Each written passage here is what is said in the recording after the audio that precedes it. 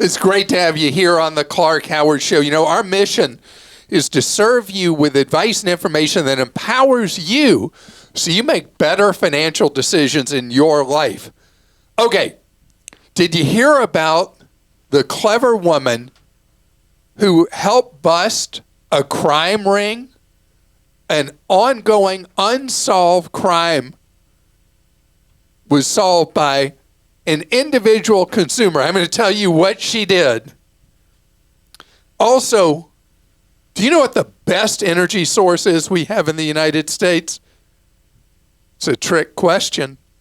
I'm going to explain why later. So I love this. This woman has chosen to stay anonymous because for her own safety. But there were a lot of packages being sent to people, mail being sent to people in the Santa Barbara area of California. And the AP reports that the police were unable to figure out what was going on. The postal inspectors couldn't figure out why all this mail in this particular area of California and packages were being swiped. And this woman who had been one of the people who was having stuff stolen from her, decided, you know what? I'm going to catch a thief. And what she did was ingenious. She sent herself a package and put an AirTag in it. And that $25 device busted a crime ring. So what she did in short was she put the AirTag in the package, mails the package. Like all these other pieces of mail and packages, it was stolen, never came to her, and it was identifying, it was pinging at a specific address, and the sheriff's office went there and they found packages and mail from so many different people that were being stolen by this ring. And the perpetrators that the sheriff's office was able to find, they're now arrested and charged. And they had, one of the things they were really into, this ties right into something else you've heard me talk about again and again recently. Besides packages, what were they really targeting?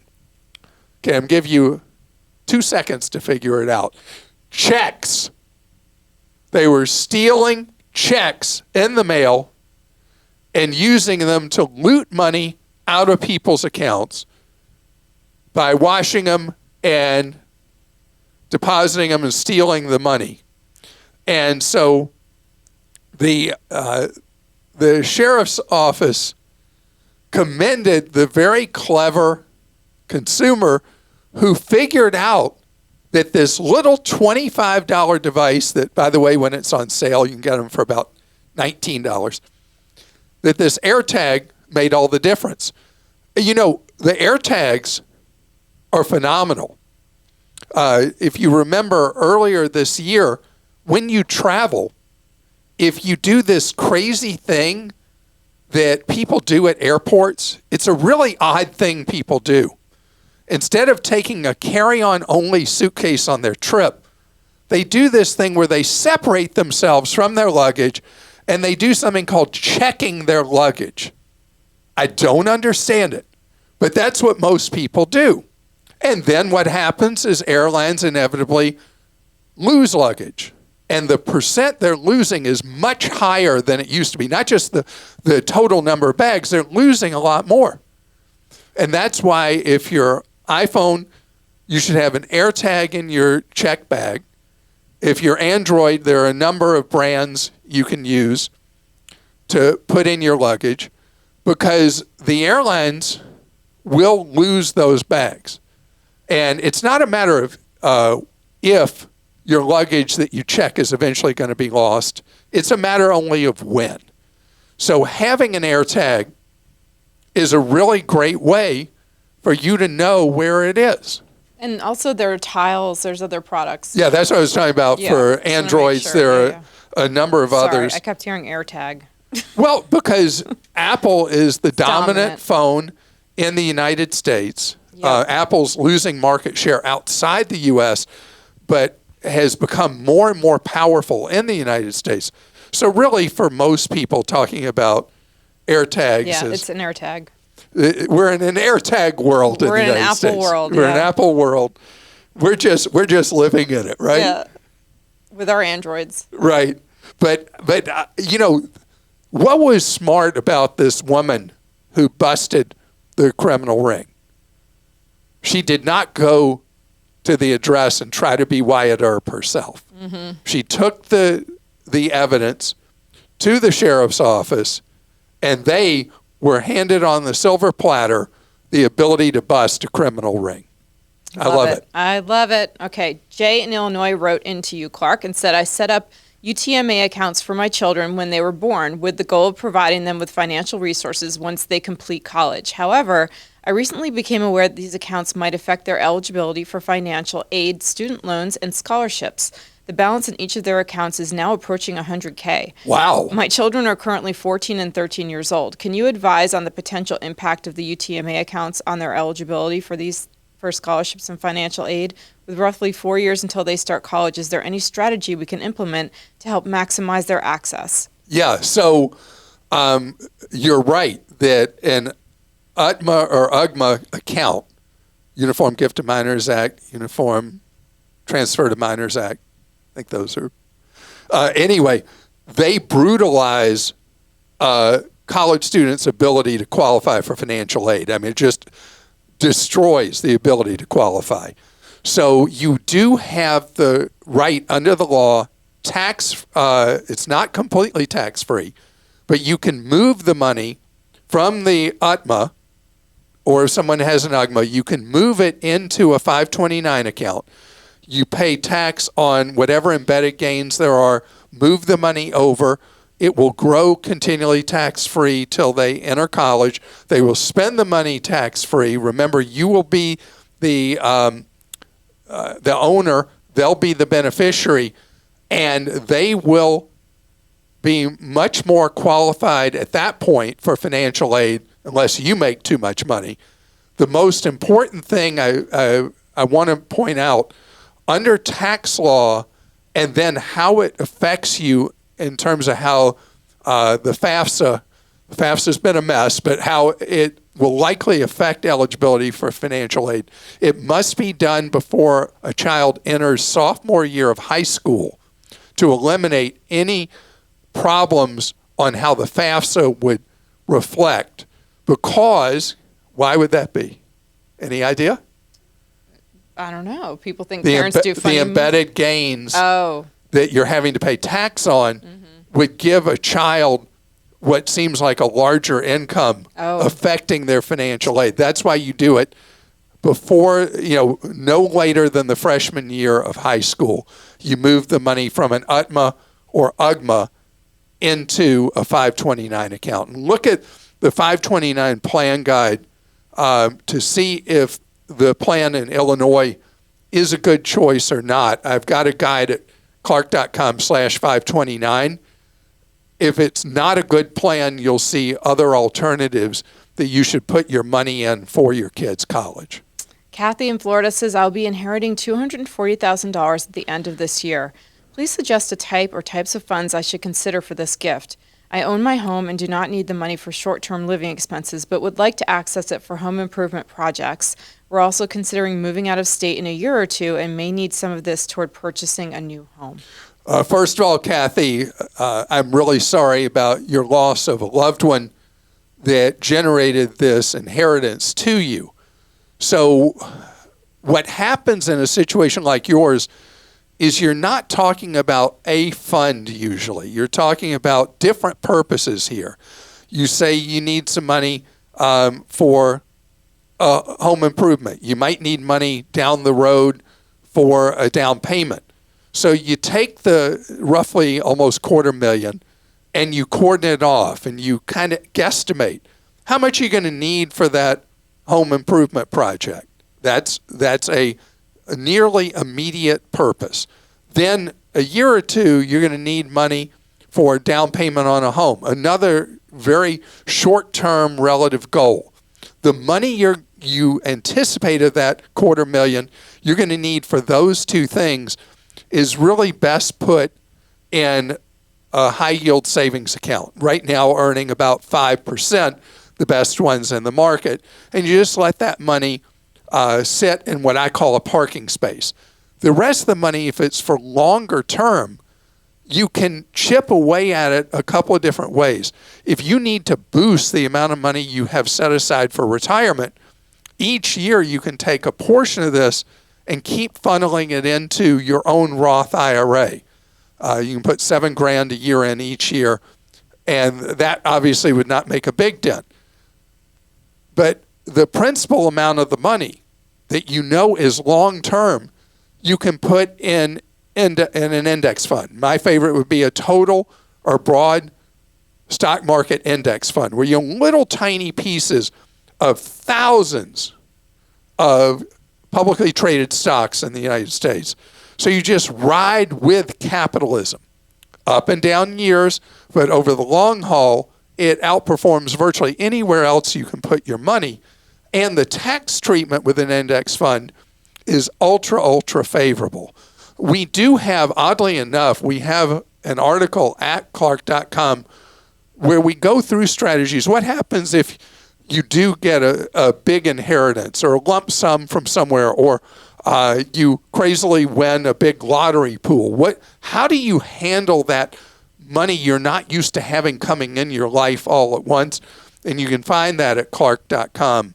But really, you have to think about money in buckets for different purposes, which have different strategies for how you use them, how you save them, and how you invest them. Okay, and this is from Fran in Florida. I read about an auto insurance program on Facebook.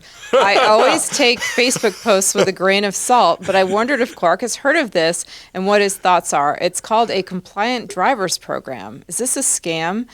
We're both retired and recently dropped full coverage on my husband's 2013 Highlander. We kept full coverage on my 2020 Camry. The cost is still ridiculous. Fran, I just had to laugh when you said, Facebook posts, take it with a grain of salt. Facebook has a lot of very, very enjoyable stuff for people, useful stuff, ability to stay in contact with people, and is rife with a bunch of hooey and scams and all that. What this thing is, you saw as a post, compliant drivers program is basically a generic term for any of the spy devices that you agree to have an auto insurer put in your vehicle. And when you put one of those in there, the insurer tracks how fast you accelerate, how much hard braking you do, crazy lane changes, excessive speeding, all that kind of stuff. And they come up with a driver risk profile on you. And so what a compliant drivers program means essentially is that they're judging you based on, are you an accident waiting to happen or not? And then your premiums adjust up or down based on them being able to monitor your driving behavior.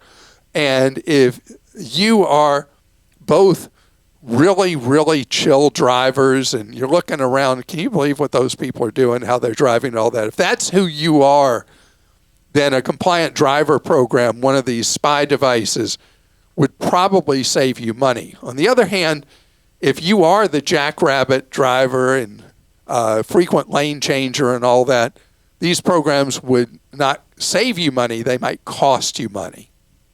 Coming up ahead, something that's been costing us a lot more money, energy. Not gasoline right now, but energy for your home, for your business. I want to talk about where we're headed with that and what I believe the answers are moving forward to having a reliable and affordable supply of energy in the United States. So there's so much that goes on based on people's perspectives about, with climate change and all that, about how we should be getting energy. And the reality is the world is moving to very different supplies of energy.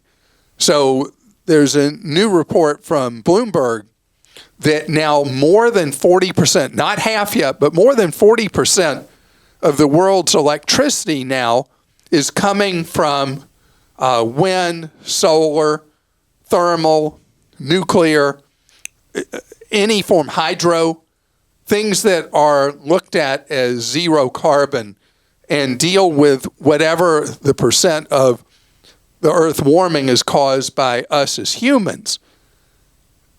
The important thing is, even though the percent that it represents is going up and up and up, it's something that will be a gradual, continual process.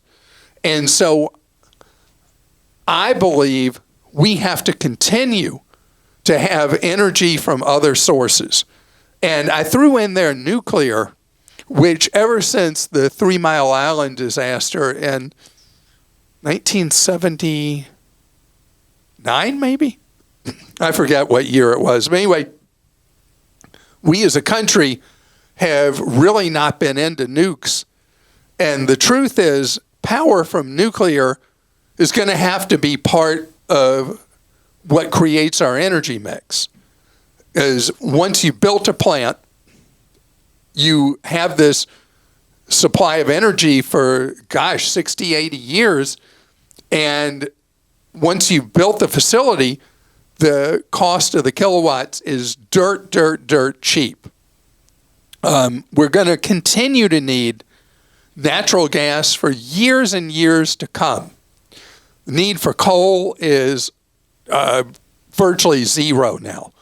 But we're going to need natural gas for a good long time. And this is important for the United States because we have become perhaps the world's largest producer of natural gas. We produce so much that we now export a lot of it, helping our position in the world, and we cannot turn our backs on natural gas as a supply of energy. We are going to need it for a good while ahead. Energy consumption in the United States had basically not gone anywhere for about 15 years, and just recently it started rising again because of all the stuff involved with AI and the massive computing power and then energy needed to produce that computing capacity has increased demand. That's why, in addition to other reasons, that's why suddenly we're seeing increases in power rates in a lot of the country. But I want to make this clear. Ultimately, the way we get our power in the world is not going to be based on concerns about the environment. It will not be based on the possibility of global warming from climate change. You know what's going to change the power mix in the world? The most efficient sources of power will be the ones that win in the marketplace, the ones that allow us to heat and cool and have lights in our home and all that the most affordably, ultimately are what's going to win. And you know what that's going to be? That's going to be solar, wind, hydro, and nuclear. They will be the cheapest sources of power, plus whatever else has not been invented yet. And I did not mention thermal, although I did earlier. Thermal has the potential to be an extremely affordable source of power, potentially not that far someday. So it doesn't have to be extraction of something like coal, oil, natural gas. Ultimately, the power mix will overwhelmingly be what is the cheapest forms of power, which ironically enough happen to be a good meeting of the concerns of people about the environment and global warming and what's best for our wallet. And so I am someone who believes that we need all of the above right now, except I can't find any economic case for coal. And coal has enormous environmental problems. But the others are all going to have to work in concert in order to supply the power we need. But if we want more affordable power in the United States for us as residential owners, we have to break the political corruption in the United States that has monopoly power supply in most states. Okay, we'll go to questions. Josephina in Florida wrote in and said, I've received 2 alerts from my credit card companies, Capital One and Discover, and I'm not sure what to do about them. I believe someone might be using my social security number. Capital One has even provided specific info on this person. Really? Okay, Josephina, that is very, very upsetting. First thing you got to do is you got to see holistically what is out there in your identity, your name, your social security number on your credit files. And if you have not heard me talk about annualcreditreport.com, that's where you need to get to. You go to annualcreditreport.com, you will be able for free to see in full your Equifax, your TransUnion, and your Experian credit files. This is a legal requirement. This is the site that they are required to do so. By the way, the law does permit Equifax, TransUnion, and Experian to try to sell you a bunch of junk there. Don't fall for the bait. Don't spend 1 penny on that site at all. Just get your free credit reports from the 3 bureaus. Go through them thoroughly. See if there are applications for credit you are not aware of. If there are, you're going to need to challenge those. And you're going to need to contact the creditors themselves and say, hey, this is an ID thief, and you're going to have to do an affidavit. You might have to go do a police report, all worth it, because otherwise somebody gets credit as if they're you, they default on it. Guess what happens? You end up having bill collectors calling you, and your credit, unless you're able to undo the damage, is messed up for 7 years. Next thing I want you to do, go to Credit Karma and set up a Credit Karma dashboard. And then the last step is I want you to freeze your 3 credit files, which is a simple, free process that keeps anyone, even if they have your personal information, from applying for credit as if they're you. Go to clark.com/credit freeze to see how to do that with the 3 major bureaus. Erica in Alabama says, as you recommended, I listed my child at age 14 as an authorized user of my credit card with Chase. I tried to add her social security number to ensure she would start establishing credit. I was told that the state of Alabama does not allow for anyone under the age of 19 to add their social as an authorized user. When she turned 19, I called again and asked for her social to be added and was told since she was already an authorized user, they could not add her social security number. Is there truth to this? Should I just wait to add my kids as authorized users when they turn 19? Okay, first of all, Alabama has some different laws concerning age of majority and the ability for a minor to have access to credit. And 19 is the age that's unusual. Most states it's 18. But in addition, I would say that the people at Chase I can find nothing, because this has come up before, that says that they can't list the social security number of a kid. That's something that Chase has decided to do. And then Chase unilaterally saying that now they won't add the social security number now that a child's 19 is classic customer no service. There is no reason ever that they should be able to say, no. Our policy is we're not going to do it.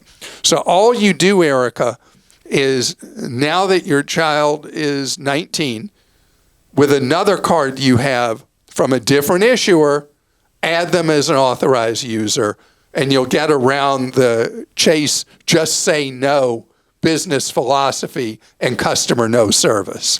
Joe in California says our daughter, who is newly out of college and in a paid internship until May of 25, is in need of a new car and has neither the cash nor the credit rating to buy one. My wife and I have discussed 3 options to help her. One would be to contribute the cash and go with her to buy a used car. This would limit our financial obligation. The second would be for us to co-sign a lease for her. She could afford to make the car payments and would eventually decide whether to buy out the lease. The third option would be for us to give her one of our cars and we would lease a new car. This would eliminate the need for co-signing. Currently, we both own our cars outright. We have a 2019 Honda Accord and a 2013 Infiniti G37, both well-maintained and in excellent condition. I drive over 20,000 miles per year with the Infiniti, so my wife would need to drive the leased car and I would continue to drive the Infiniti. In your infinite wisdom, what option would be best for us? All right, so we're at the 25 model years now, even though we're still in 24. So this is a 6-year-old Honda. The Accord has proven to be a very reliable car. It's not overpowered. It's very safe. I like the idea, modified version of option 3, which is your daughter takes over the Honda Accord. On the other hand, the second half of what you said in that third scenario, I'm not at all excited by. And that is, why would you be leasing a new vehicle? You obviously show that you drive vehicles a good long time, and there's no upside in your case to leasing. You like buying practical vehicles that you keep on the road and take care of for many, many years. So I would buy potentially a newer to you used car and own it. Now, the alternative is, in second place, is your first option, which is skip the one about the leasing at all. I'm just, but go with her and help her buy her own used vehicle if the two of you prefer keeping your 2019 Accord and obviously keeping the 2013 Infiniti. Either option would be superior to you doing anything involving a lease. Your situation so doesn't fit leasing, I can't even begin to tell you. In fact, there has to be very specific circumstances before I recommend a lease over simply buying a car. And particularly, I love your mentality that you buy used vehicles. That's very smart. And we do have a whole guide about buying a used car. Because there are things when you buy a used car, you got to know there are snakes in the grass when you buy a used car. You got to know how to slay those snakes. Okay to say slay snakes? I mean, how to capture the snakes and put them in a cage. And then release them into the wild somewhere. Perfect. No, whatever. No Clark stinks. I don't want any snake lovers. How could you say that? And it's Clark.com, and it's how to buy a used car. We have a whole step-by-step guide. Thank you, Christa. Sure. So everything we do that's a perfect example. On our website, everything's married together in what we do to give you empowerment, to put an idea in your head and then give you the tools to take that idea and use it.